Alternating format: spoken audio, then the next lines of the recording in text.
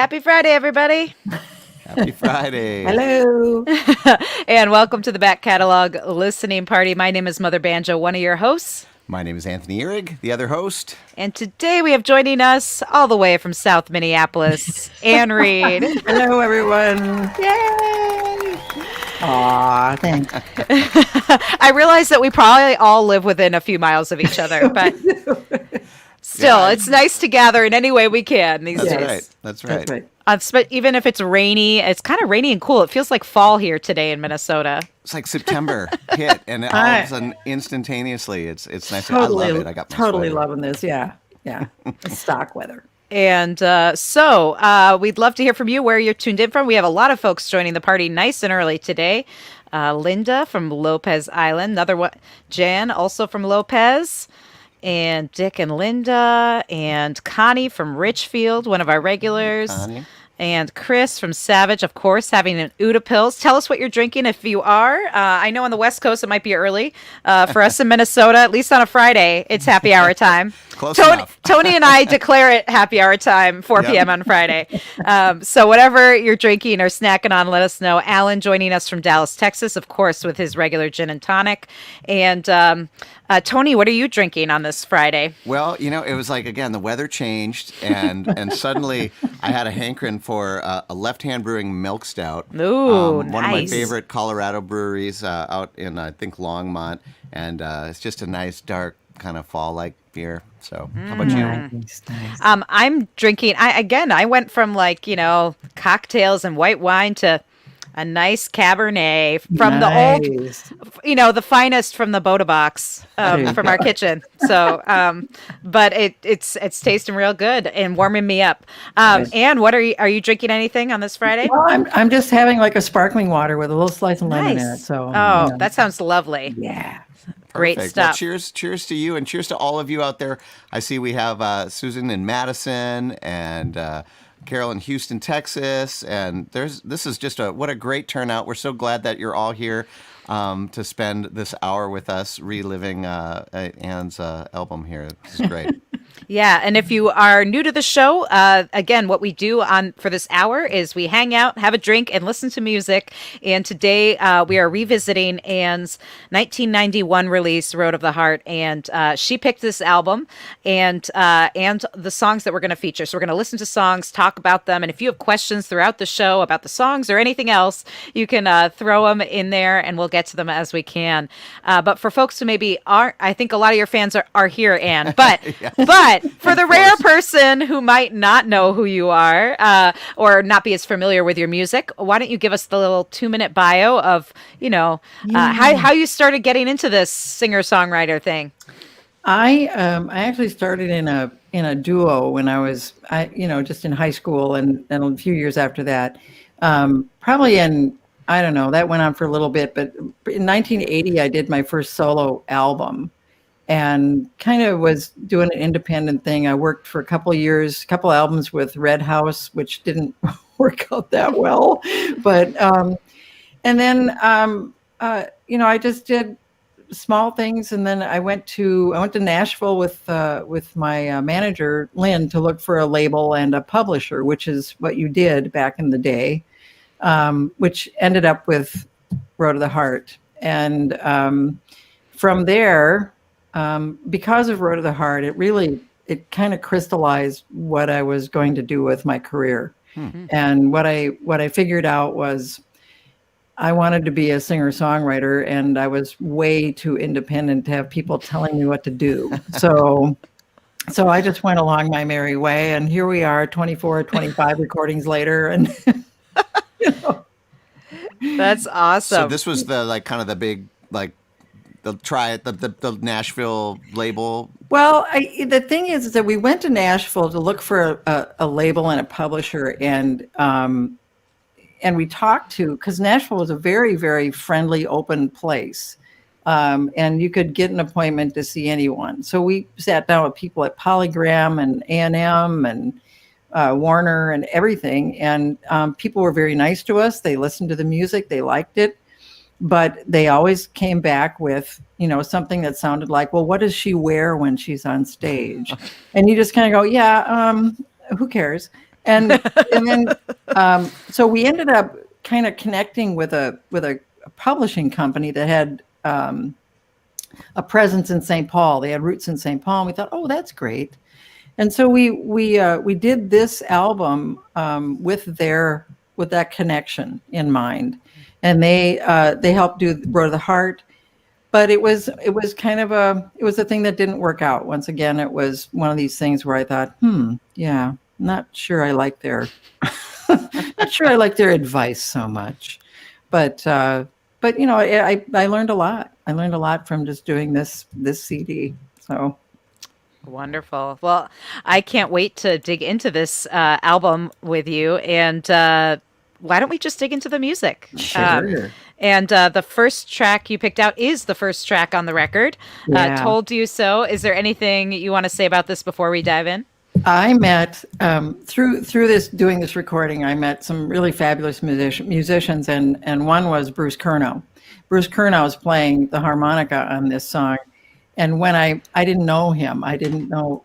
I mean, I don't know anybody, but you know, but he, Jeff Harrington, the producer, and Chopper Black, who was the engineer, they said, you know, this song really needs a harmonica. We need a harmonica. Let's bring in Creeper.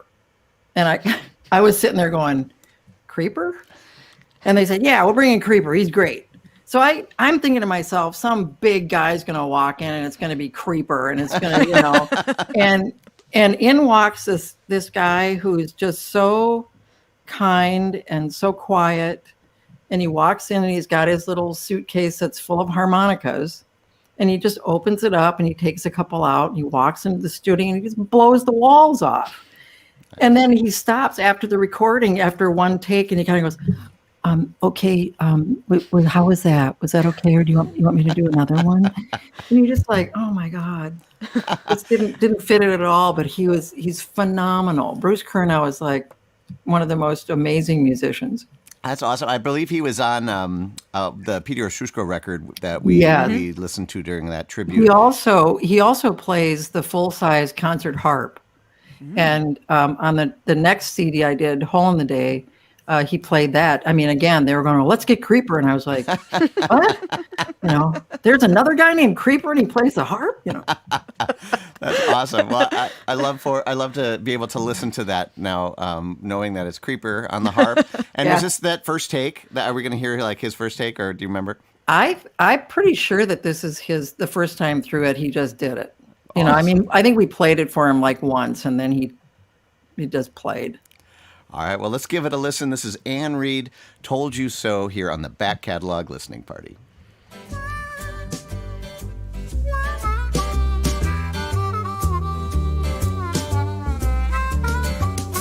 Didn't I say to take it slow? Didn't I say that you would go?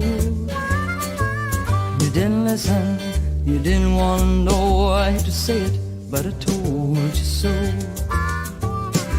She had everything that you liked, but didn't I say she'd take a hike?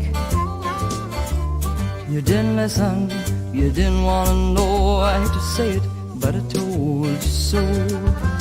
Now me, I don't trust no one, so I got no one to trust. Scratching my head and watching love affairs go bust. You know if you ask, I'm gonna tell you the truth. You must have been nuts on this last one because she just dumped all over you. And didn't I say she'd break your heart? I think I said that from the start. Didn't wanna hear it, you didn't wanna know, I hate to say it, but I told you so.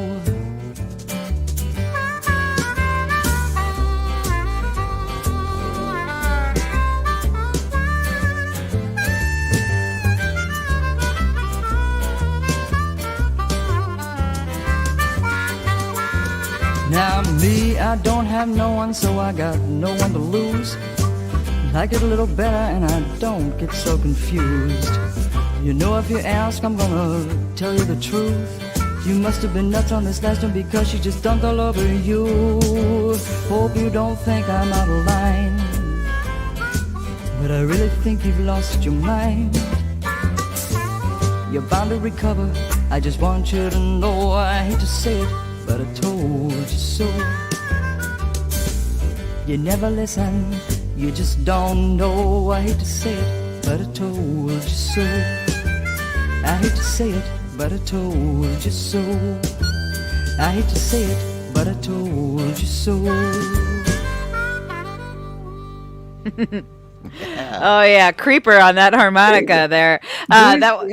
That was Anne Reid with "Told You So" from her album "Road of the Heart," which we're talking about today on Back Catalog Listening Party. And Anne, you were about to jump in and say something about that. I was just going to say that Bruce Curnow has done a lot of different recordings, but he had one for all the people who are kind of harmonica freaks.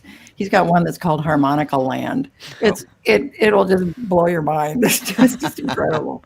Awesome. So how did he get his name Creeper? Did you ever find out? I don't know. It's like nobody really Some knew seedy backstory that no one knows about. He played for a band. I don't know if you remember a band called Mason Prophet, but he played for that band for a long time. The other thing is the other musicians on that song were Gordy Knudsen on drums and Gordy Johnson on the bass. Oh, the Gordys. The Gordys. Yeah, and the thing is that I had been working with Joan Griffith for a very short time, and because I wasn't producing this album or the CD, I really didn't get a choice in who was playing on it. The producers kind of said, "Yeah, we're going to do bring in the Gordys," and but I'll when we get to another song later, Joan does make an appearance, so I was really glad about that.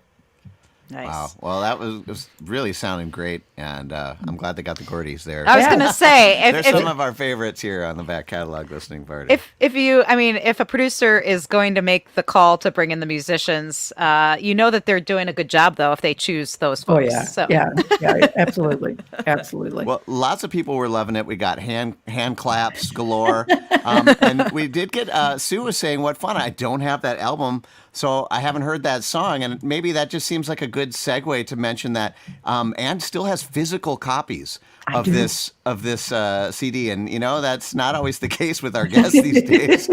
And we talked to her about it. She said she does her own shipping and handling. So if you're interested, you could head on over to AnneReid.com and get yourself a physical copy of this. And I bet you if you wrote her a note, she would even sign it for you. I would sign it for you, and just so you know, I actually address the envelope. Okay, it's my handwriing. When you get that, it's me. So you won't want to throw away the packaging or anything. You'll just want to preserve it for all time. And also Linda said, "Thank you, Anne. This is great." And Chris said, "Love that song. Great Lyle Lovett swing." Yeah. What was really funny about when we went to Nashville before this CD, when we were looking for a publisher and stuff, Nashville was really, it was a really strange time because all the hat acts were starting, Garth Brooks and Alan Jackson and all that stuff. I haven't heard of that. And then they were also Reba McEntire. I can't remember the woman's name. Oh, Katie Oslin. Mm-hmm. And they were also starting. So they were bringing in some women kind of more prominence, but they had this whole Katie Lang and Lyle Lovett were coming out of Nashville, and the Nashville traditionalists really didn't like them. They looked at, Katie Lang, and they said, "Yeah, well, she's a lesbian and she's from Canada, so she's a foreigner," and Lyle Lovett just looked weird. It was like, well, he's really tall and weird looking, but at least he's from Texas, Goodness. So it was really strange, but there was this feeling like people in Nashville wanted to do something other than country. Mm-hmm. But we had a meeting with Richard Bennett, who I think was working with Emmylou Harris at the time. And he said, yeah, everybody in the town will say that they want to do something other than country, but it's their bread and butter. So if they can hear something in you that they could use for country, they'll go for it. And that brings up an interesting question. So, I would put you squarely in the sort of folk singer-songwriter category, most of your music. But I know that you bring in lots of other elements and listen to lots of kinds of music, and bring in musicians that play in different, like jazz and world music and different stuff. What were you listening to around this time that this record came out, and did it have any influence on this record? I always listened to a lot of different things, and as a 12-string player, I was listening to, Peter Lang and Leo Kottke, kind of the instrumentalists too. But I mean, I grew up on. I have two older brothers, so I listened to whatever they listened to when I was growing up, and that I was know that goes. early Joni Mitchell and then Buffalo Springfield and Vanilla Fudge and all of that stuff. And Peter, Paul, and Mary were kind of core when I was learning how to play the guitar. And so I was listening to that. And my parents' era, I listened to a lot of Ella Fitzgerald and Rosemary Clooney and singers like that, and all the great writers back there. So I listened to a lot of different stuff. Mm-hmm. It's just fun. Cool. Well, speaking of, since you brought up the guitar, that's definitely something that a lot of people here. We see it sneaking up in the background, by the way. Yes, yes. And, There it is. And here's a nice little shot of it. Yep. And I believe we have a shot of you with the guitar here. You said this was from the CD release. CD release, it was at the Guthrie Theater, which was a big deal. I grew up in Minneapolis, and to play the Guthrie Theater was just a dream come true. So yeah, there I am with the guitar. It was built in 1977 by Charlie Hoffman, and it's still a lovely guitar. And 12 strings, I mean, that is, it's not something that, I know it's kind of gone in and out in terms of people playing it, but this is how did you get into the 12 string at this time of your career? I learned on a six-string nylon guitar, and which was great because it didn't hurt my fingers at all. The 12 string, I heard my first 12 string. I was in the folk group at church, and this woman had a 12 string, and I thought, what in the heck is that? It just sounded so great. Mm-hmm. And I was just really drawn to it. So I took it up for a while. This is the woman I ended up being in a duo with. So we both had 12 strings. Wow. It was just insane because that's a lot of strings. Oh, man. And it was, and I mean, trying to get them tuned was just horrible. Sounded like 4 guitars. Oh, yeah. It sounds like 24 separate notes. Yes, and, yes. Oh, man. Yeah. And I think that's how I really started coming up with, in between song patter, because we had to tune. It was just nuts. But I love it. And I never play it open. I always put the cape on the second fret because it's tuned down a step. But I always put it on there, and it makes that really huge open jangly sound a little bit more contained. Mm-hmm. So it has a little more control. Well, it's a beautiful sound, and I think you really do that guitar justice. So Thanks. And it looks like Lucy says, I remember Ann and Judy up at Grandma's. Yeah, we played Grandma's in Duluth. That was crazy. We had one night up there where somebody was trying to throw pennies into the hole of our guitars. Oh, man. While we were playing. Oh, no. And it was just, I just thought, Public service announcement, don't do that. Don't walk on stage and ask them questions, but definitely don't throw anything into the sound hole. If you want to give them money, just throw it in the tip jar, The tip jar. Don't try to get it through the hole in the guitar. I bet you miss those bar gigs, right, Ann? Oh, my goodness, yes, I do. Not respectable venues like the Guthrie Theater, Well, speaking of tip jars, since you brought it up, Ann has a really convenient way to fill her tip jar. If you like what you're hearing today and you want to support a great independent artist, why don't you head on over to annreed.com/donate. And you can throw a little something, let her know that in you a safe way. what she's doing. In a safe way. You don't have to aim at the hole in my guitar. Oh, man. Let's get into this next track that you picked to feature, cool. Ann, and this is Love's a Long Road Home. Yeah. Is there anything you want to say before we dive in? Not a lot. I mean, this features, the 12-string, you can kind of hear it in there, and this is just one of my favorite songs. I mean, you have those songs that you just feel like, yep, I got this one right.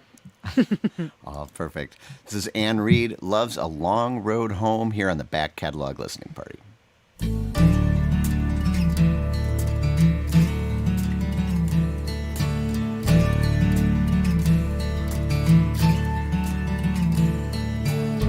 Have spent some time, dear, somebody else. Surprised to find I can still be myself. Love's a long road home. I'm done with talking down myself. I think I'm just all done with thinking that I'm not good enough. Love's a long road home.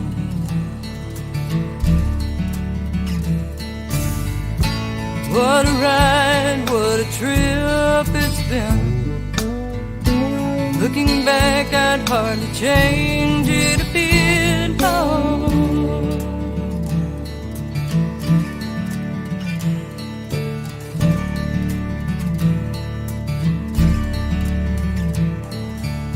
Why should I sit and wait for someone to be a better friend than I have ever been to me?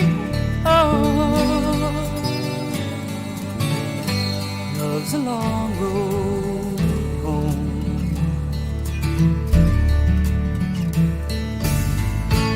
What a ride, what a trip it's been.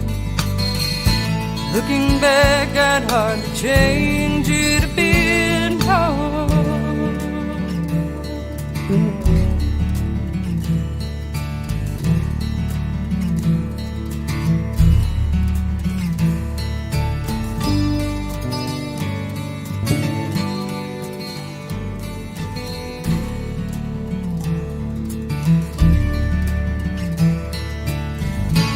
One good self-made cage of clutter, one loud tape of voices past. One good change deserves another. This love has been a long road back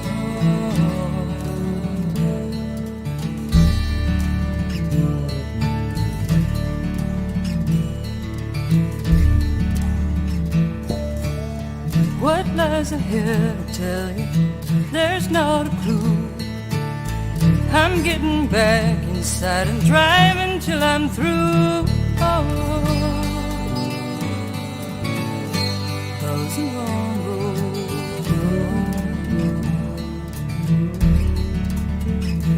Oh, love's a long road home. Oh, love's a long road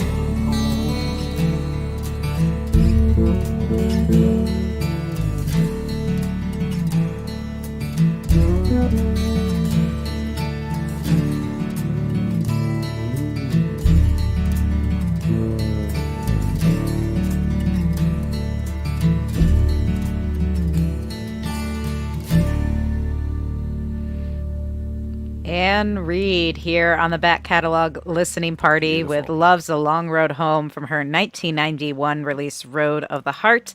And yeah, big fat bass on that song. Oh, Wow. yeah. That was, I forgot that Gordy did that. I was listening to him going, oh my God, that's right. He was all over it. It was, that added a really nice character. yeah. Yeah. And other people agree. Hand claps galore. Lots of emoji. You've That's never it. heard a 12 string until you've heard Anne Reid. Thank you.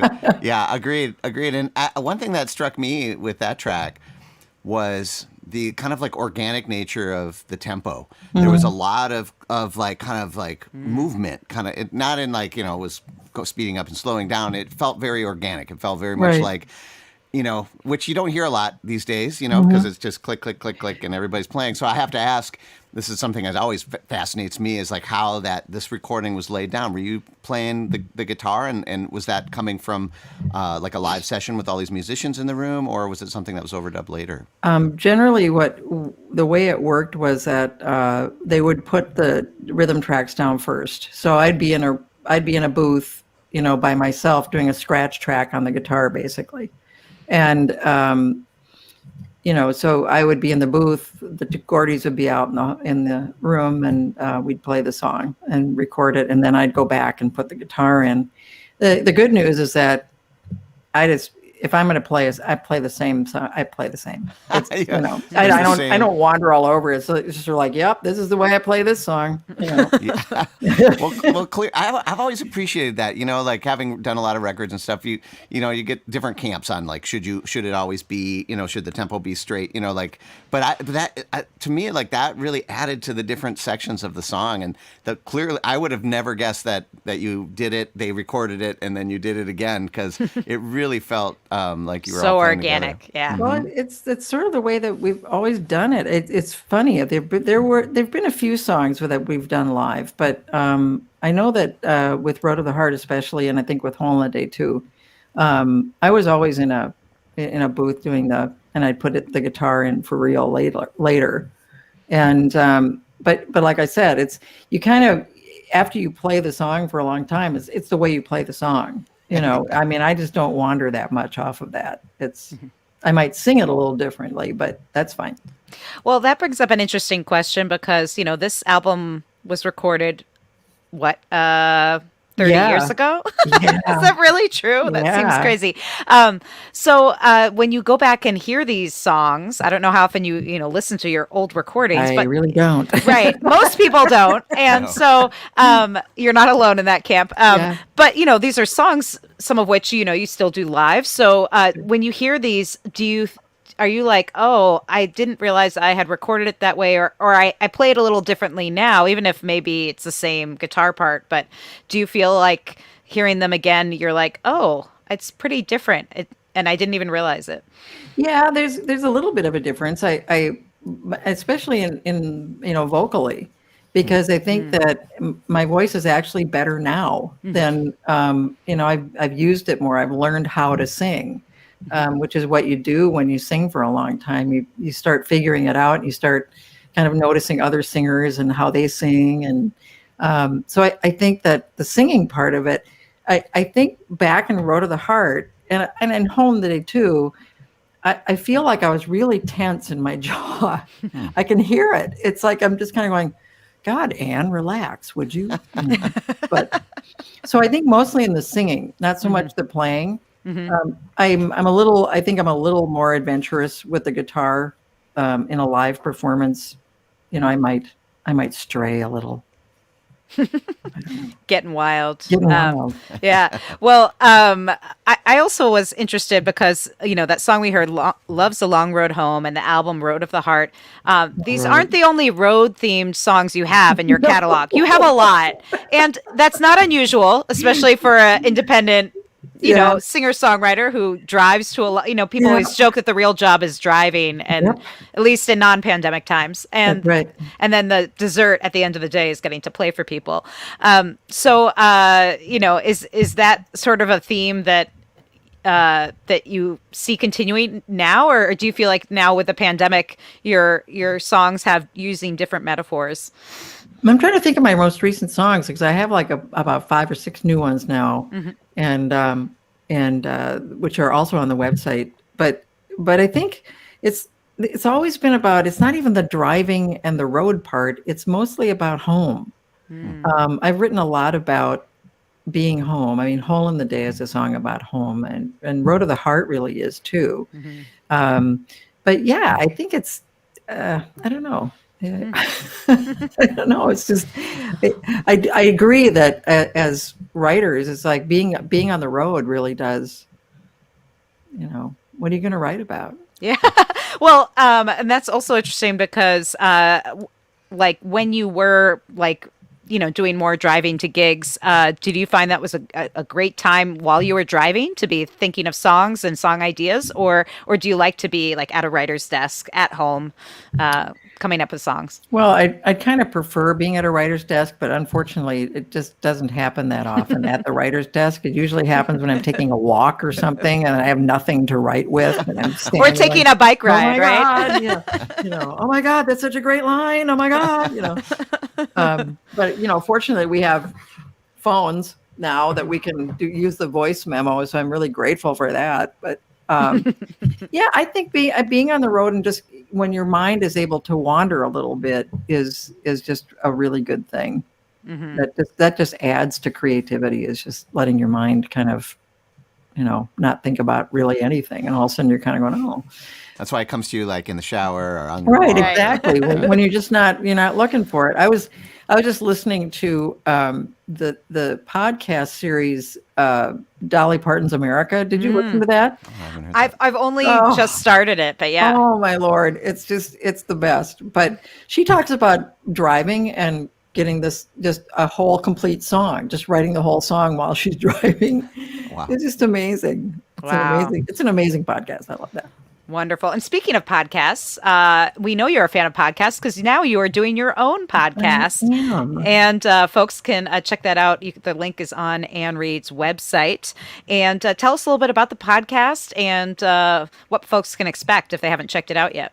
Well, I started the podcast because I realized that women who are over 60, we generally become invisible to the greater society. And here we are with all this life experience and a lot of wisdom.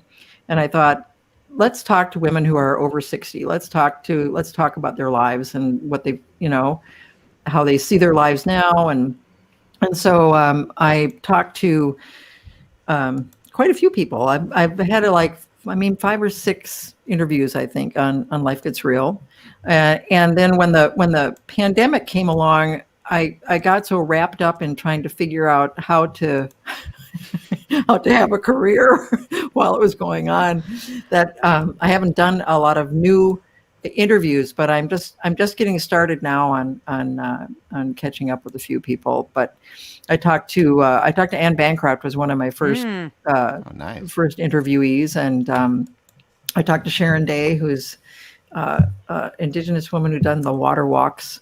And they've just been fascinating interviews. I've loved it. That's awesome. That's well, we great. link to it in the comments, and we'll link to it in the show notes. So great. Go check that out. That sounds great. I'm going to add that to the list. Thank you. And if anyone out there listening has questions for Anne, again, feel free to throw them in the comments. Could be about this album, could be about anything else. And since, after all, we do have a woman of wisdom here, a woman over 60, just saying, this is your chance, but let's dig back into the record that we're featuring today, Road of the Heart. And this track is So Glad. Is there anything you want to say about it? Well, this is where Joan Griffith comes in. I wanted her badly I just wanted her to be on the CD. I'd worked with her and they were pretty married to having Gordie Knudsen, Gordie Johnson, which was great. Mm-hmm. So this was a song that just begged for Joan's guitar, and she just she delivered big time. So Joan's just one of the most versatile and talented people I've ever worked with. So I was glad to have her on the song. And you supplied this shot here. Yeah. Where was this taken? This was at the CD release for, what was it? Oh, Winter, Spring, Summer, Falls. And Joan and I then did another CD called Other People's Songs. We did a lot of standards that Joan had actually, we chose them together, but she's just a walking library of all these great jazz tunes. So that was a fun thing too. That sounds like fun. Yeah. All right, well, let's give it a listen. This is Ann Reed, So Glad, here on the Back Catalog Listening Party.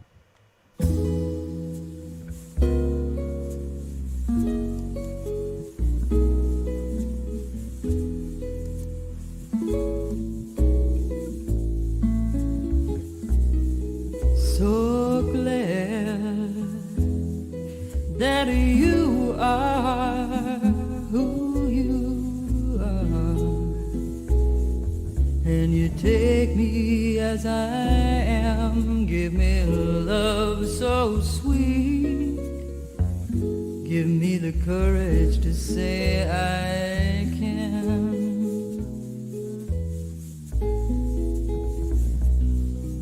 So sad if you never enter the scene, not continue with my life with the world turning on,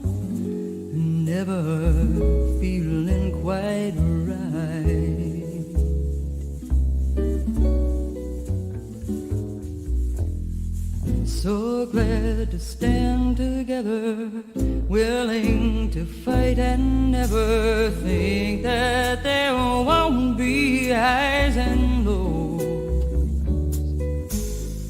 So glad we took the chance to let our hearts learn to dance. So glad for you, so glad for love. So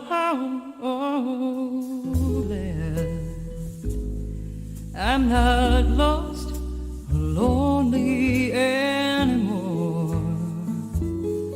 Love's a gift and not a dream. Ups and downs, struggle through. I can make it with you, you and me.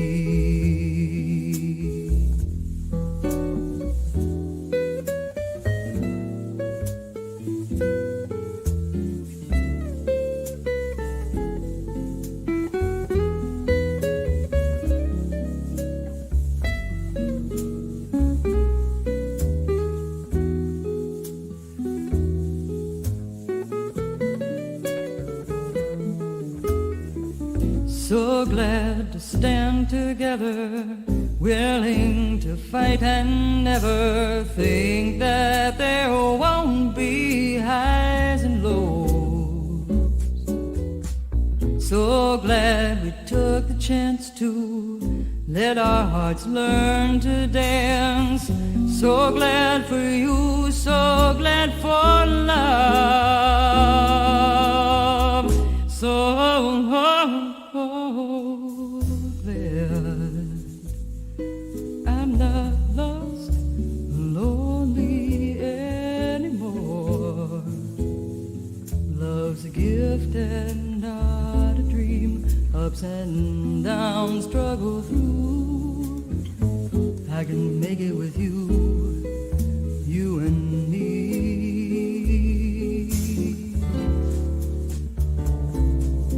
Ups and downs, struggle through. I can make it with you, you and me.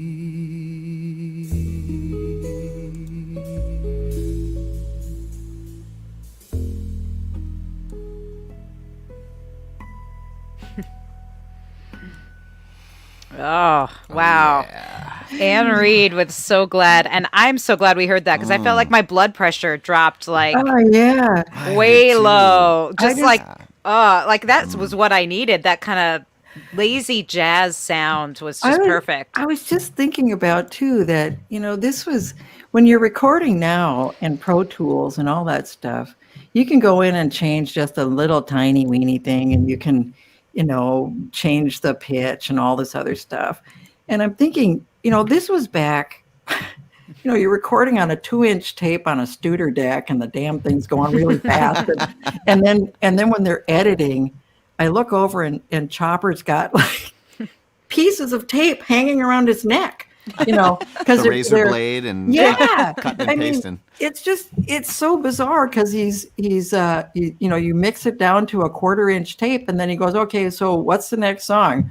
Chick, okay, and I would just sit there and go, oh my God, how do you know what you're doing? And it was just the genius of it. It was great. Well, Yeah. and I will say that it's like that real analog sound. Oh, yeah. This is something we like to talk about on the show. That this age of streaming and stuff, we forget how good the stuff can sound, even recorded. And Right. and so Right. if you folks out there, want to hear it like we're hearing like at least the uncompressed versions of it, I highly recommend getting the album. You can go to AnneReid.com, pick it up, and you can hear, it's like, I bet you if you cranked it up, you could hear a little hiss of the tape. There's something it does to all the instruments. It just sounds so good. And like Chris said, it just transports you, right, to an intimate, dark nightclub. It does, and it just had that feel about it. I haven't heard that song in a long time. That was kind of nice, and Joan's little thing at the end where she just kept on pinging the little guitar. It was great. Now was that like chord wise? I mean, there was a lot of cool jazz chords and stuff. Is that something that you've had an interest in for a long time? Like, where did that come from? I did a real basic, I think probably pretty basic stuff on my guitar. I mean, I'm like doing, A major 7th or something, who knows what. But Sure. but Joan just kind of took it, and I write charts out, just chord charts, and I think she just took it and Wow.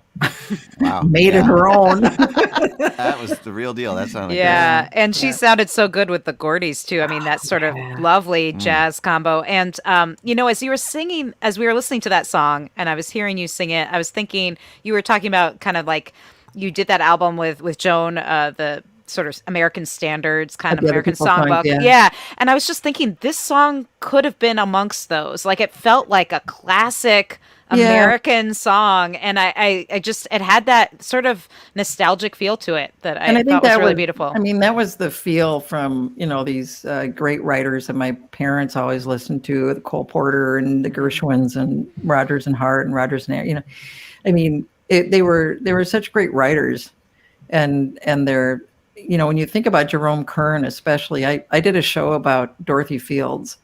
And Dorothy Fields was a lyricist that hardly anybody knows about, but she wrote the lyrics to "I Can't Give You Anything But Love," "On the Sunny Side of the Street." She just did all these great songs, and she worked with Jerome Kern. And her song "The Way You Look Tonight," that she wrote with Jerome Kern, you aren't even really aware of it that much, but what he does with the chords is just. It's insane, and it's so great. It just sounds so beautiful.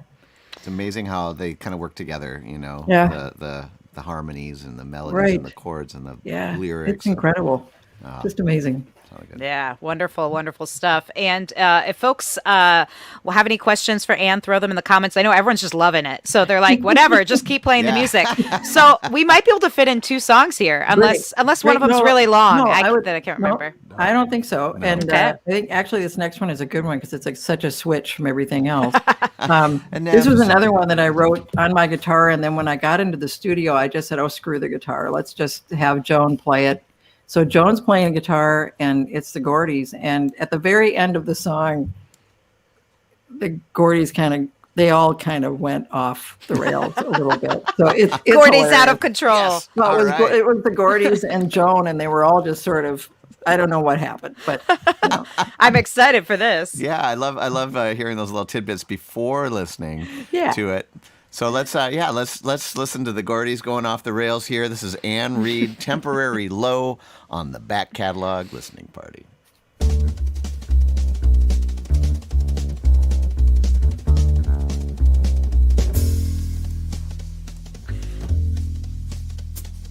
Last thing you remember saying is couldn't get much worse. How bad could it get? Life can't be that perverse. Then you made the big mistake of getting up and staying away. You were saying late last week it can't get more intense. Your telephone bill says $1,005.90. Must have been those nights late when you were calling dial-a-day. Hang on tight, don't let go.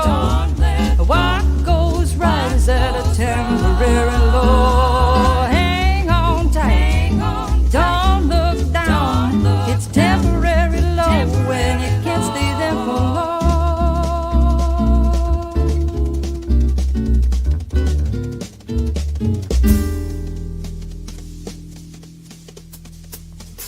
Where is all the income when the outgo's coming in?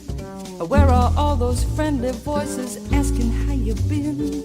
Your warranty says everything is covered except for what you need. Hang on tight, don't let go. What goes right is at a temporary low. Hang on tight, don't look down. It's temporary low when it can't stay there for long.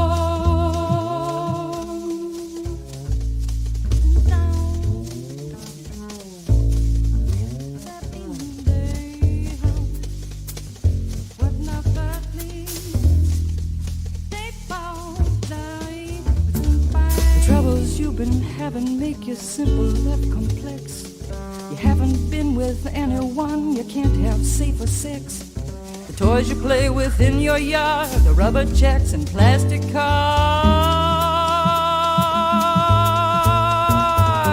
Hang on tight, don't let go. What goes right is at a temporary low. Hang on tight, don't look down. It's temporary low and it can't stay there for long. Hang on tight, don't let go. What goes right is at a temporary low. Hang on tight, don't look down. It's temporary low and it can't stay there for long. Temporary, can't pretend to know when temporary ends. Get a grip, don't slip too far down. So-called friends qualified, watching you fall away. Bye-bye, blow 'em a kiss before you hit the ground.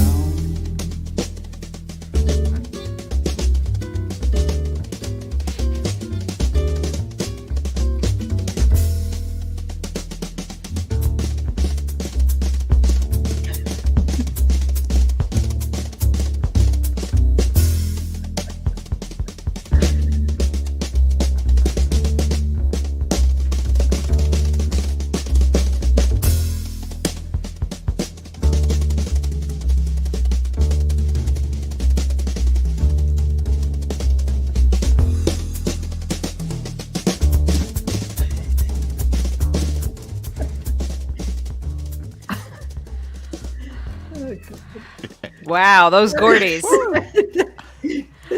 Nutty. That was Wow, great. that was awesome. Fantastic.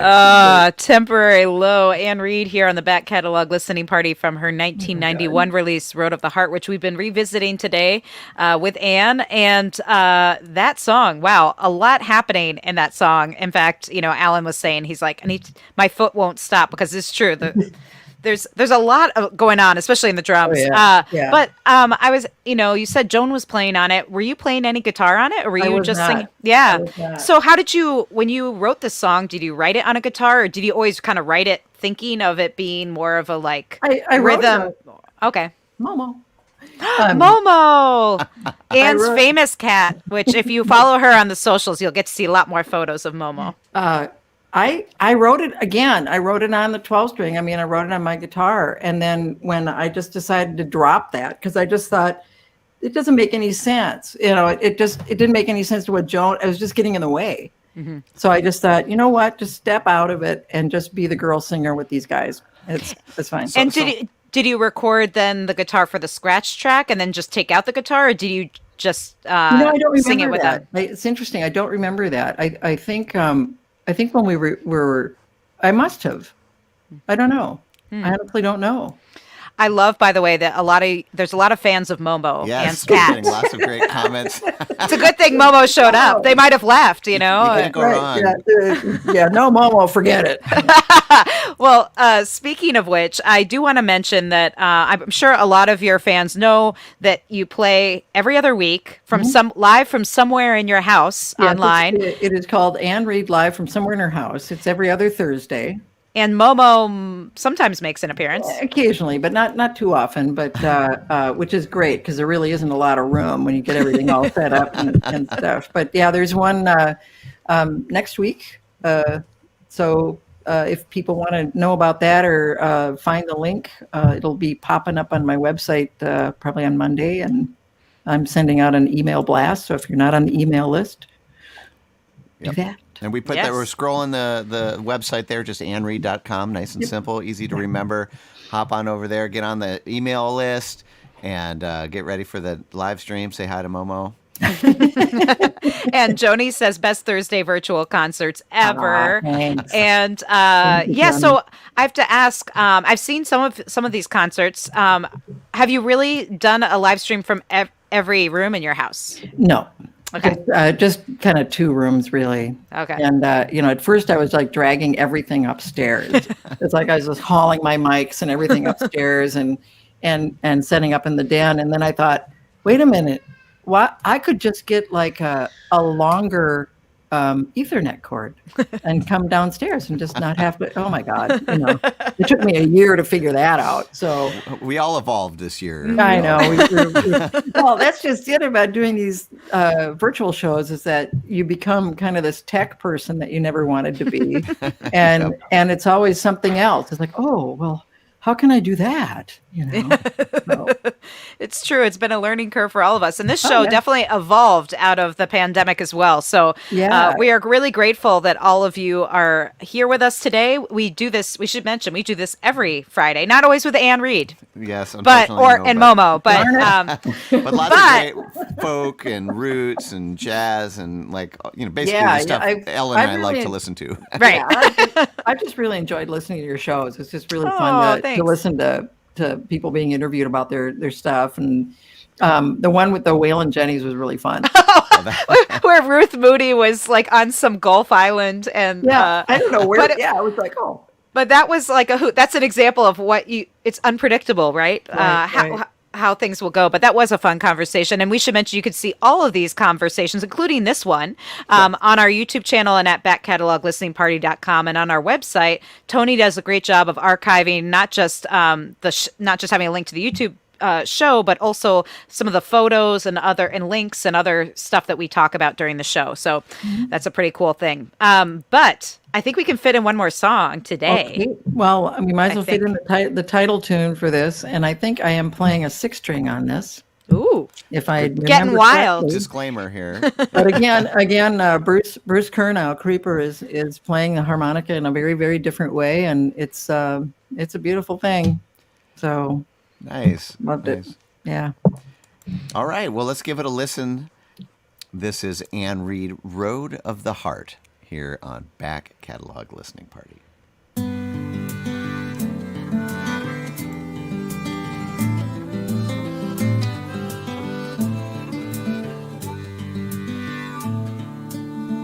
Two steps forward, one step back.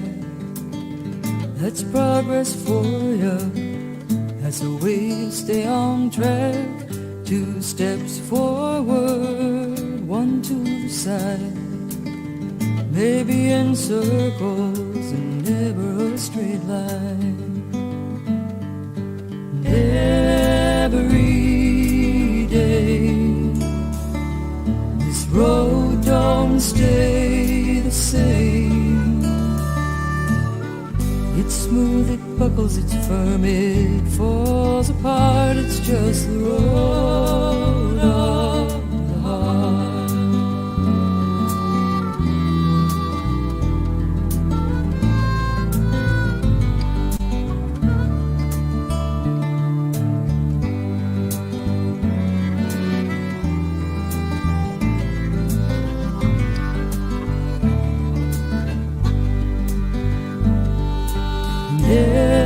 Every day this road don't stay the same. It's smooth, it buckles, it's firm, it falls apart. It's just the road of the heart. Two steps forward on the ground. No dance chart to tell me where to put 'em down. Two steps forward, one step back. It's here and now, and I guess it's where I'm at. And every day this road don't stay the same.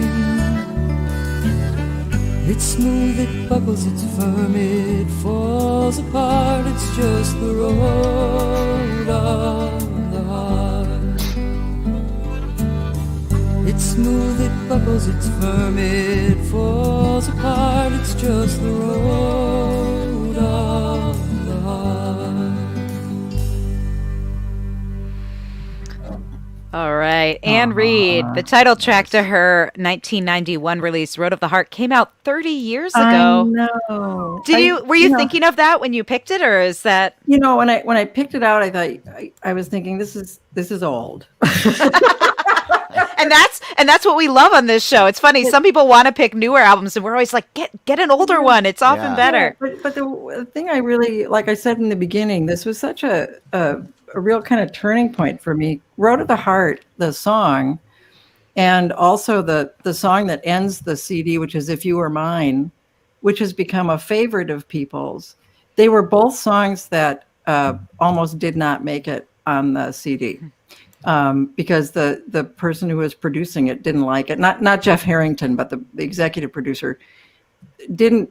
They wanted me to do a song by John Vesner that they said was exactly like, and I kind of went, and I remember going to the producer, Jeff Harrington. I said, look, if his song is better, you need to tell me, and if, and I'll do it. But, and he just said, no. He said, If You Were Mine is a better song. You need to do If You Were Mine. Nice. So it ended up on the CD. But again, it was one of these things that just said, just go do what you're going to do and do it from your heart, and just be a songwriter and be a singer, and just just forget the rest of it.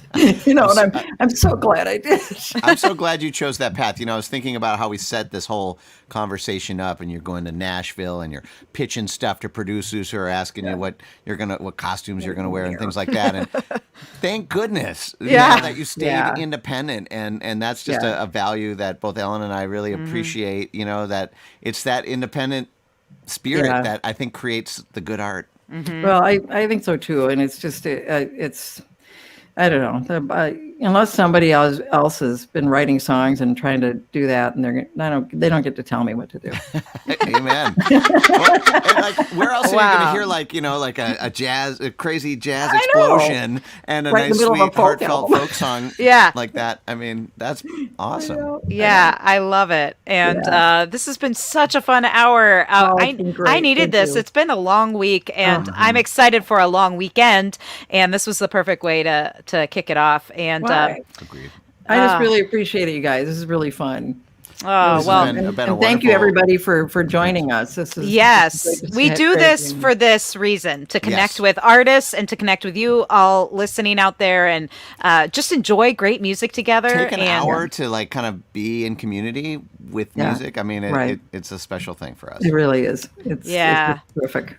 And thanks, David and Bev and Barbara and all of you for tuning in. And if you liked the episode, like it on YouTube, give it the thumbs up.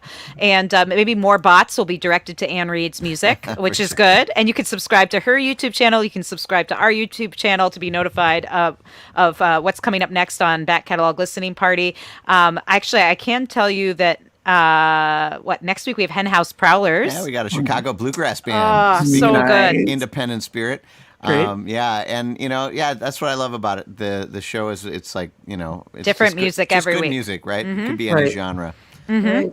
And we also want to thank the Patreon supporters that keep this show possible. When we started this in the pandemic, we didn't know we'd still be doing it. Even as we start to play live shows, people still want to hear this every week. So we're going to keep doing it while you keep supporting it. Yes, thank so you big so thanks to Penny, Anna, Linda, Bevan, Connie, Vaughn, Alan, Chris, Alex, Becky, Galen, Peggy, Joe, Jim, Beverly, John, Fred, Tim, Sarah, David, Jocelyn, Court, and maybe you. If you want to support it, you can go to our Patreon link there, and but mainly we just want to have you here, so feel free to just join us whenever you can. You can share this link with friends. It will be up on YouTube, and again, we'll be back. We'll continue to do this every Friday at 4 as long as we can. and thanks again to Ann Reed for thank you. A very special hour. Thank you said, Ellen, this is really what I needed. That's what the power of music, and we so appreciate you and what you do. Wonderful. Okay. Thanks, you guys. All right, we'll see you next week on the Back Catalog Listening Party. Cheers. Cheers.